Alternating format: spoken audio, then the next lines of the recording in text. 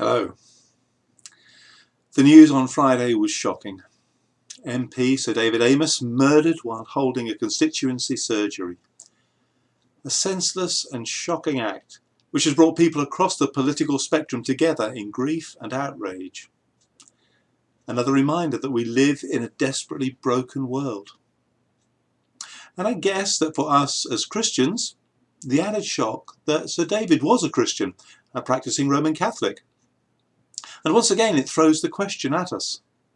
Why does God allow such things to happen? But it wasn't an isolated incident of Christians suffering in that way. A group of 17 Christian missionaries were kidnapped in Haiti at the weekend. Where in all this brokenness can we find hope? And of course it isn't just other people that bad things happen to. We can face illness, anxiety, stress, relationship breakdown. We can all too easily find ourselves caught up in the mess of this broken world. When that happens, where do we turn? Let me read Psalm 71. In you, Lord, I have taken refuge. Let me never be put to shame. In your righteousness rescue me and deliver me. Turn your ear to me and save me. Be my rock of refuge to which I can always go. Give the command to save me, for you are my rock and my fortress. Deliver me, my God, from the hand of the wicked, from the grasp of those who are evil and cruel. For you have been my help, sovereign Lord, my confidence since my youth. From my birth I have relied on you. You brought me forth from my mother's womb. I will ever praise you. I have become a sign to many. You are my strong refuge.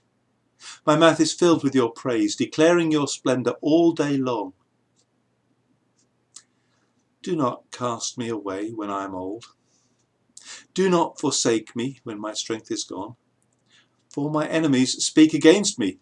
Those who wait to kill me conspire together. They say, God has forsaken him. Pursue him and seize him, for no one will rescue him. Do not be far from me, my God. Come quickly, God, to help me. May my accusers perish in shame. May those who want to harm me be covered with scorn and disgrace. As for me, I shall always have hope. I will praise you more and more. My mouth will tell of your righteous deeds, of your saving acts all day long, though I know not how to relate them all. I will come and proclaim your mighty acts, sovereign Lord. I will proclaim your righteous deeds, yours alone. Since my youth, God, you have taught me, and to this day I declare your marvellous deeds. Even when I am old and grey, do not forsake me, my God, till I declare your power to the next generation, your mighty acts to all who are to come. Your righteousness, God, reaches to the heavens. You who have done great things, who is like you, God? Though you have made me see troubles, many and bitter, you will restore my life again. From the depths of the earth you will again bring me up. You will increase my honour and comfort me once more. I will praise you with the harp for your faithfulness, my God. I will sing praise to you with the lyre, Holy One of Israel. My lips will shout for joy when I sing praise to you, I whom you have delivered. My tongue will tell of your righteous acts all day long. For those who wanted to harm me have been put to shame and confusion. In you, Lord, I have taken refuge. It's a lovely expression, but behind it lies an uncomfortable reality. You see, if God is our refuge, there must be some reason that we need a refuge. You don't need a refuge when everything is peaceful and comfortable. You need a refuge when you're in a storm. I remember many years ago, I was on an expedition in the Lake District, and we had the worst rain they'd had there for years. With several others I was camping, and pretty soon our tents had become waterlogged and begun to fall down. We were cold and wet and a bit scared. I set off from the place where we were camping to try to find help. I made my way along a narrow footpath with the rain driving down and the lightning crackling overhead. We may have been a bit scared in the tents, but I was definitely scared going along in the dark. And then I saw a light. Just a little way ahead there was a cottage, and I came to the cottage and I knocked on the door. And the owner opened the door, took one look at me and said, "Come on inside." And suddenly I was out of the wind, out of the rain, out of the dark. I was safe. And that's the picture this psalm gives us of the Lord our God. Yes, we may see terrible things happening. Our world may be shaken. We may feel fearful for the future. But those who trust in the Lord have a refuge. And it is a refuge that will not fail. I guess that all of us at some time or another wonder whether God still does love us, whether he still cares.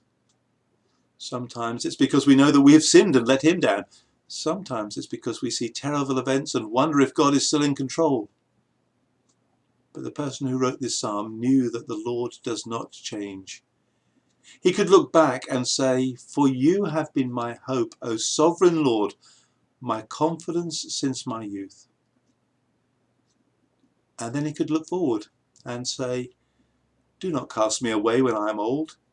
Do not forsake me when my strength is gone." I am increasingly realizing that as you get older, your strength does decrease. Sometimes age might leave someone put out to grass, no longer fit enough for the sports team, no longer sharp enough for the quiz team. But God won't do that to us. God never gives up on us.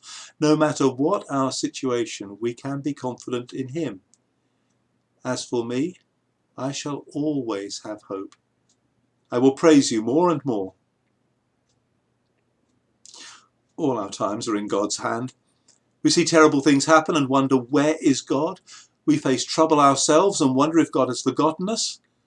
And God answers, "I'm here, right beside you. Trust in me." And because the psalmist knew that, he could end, "Though you have made me see troubles, many and bitter, you will restore my life again." We don't know what this life will hold for any of us. We don't actually know what tomorrow has in hand for us. But we can know the God who has tomorrow in his hand, and we can trust him.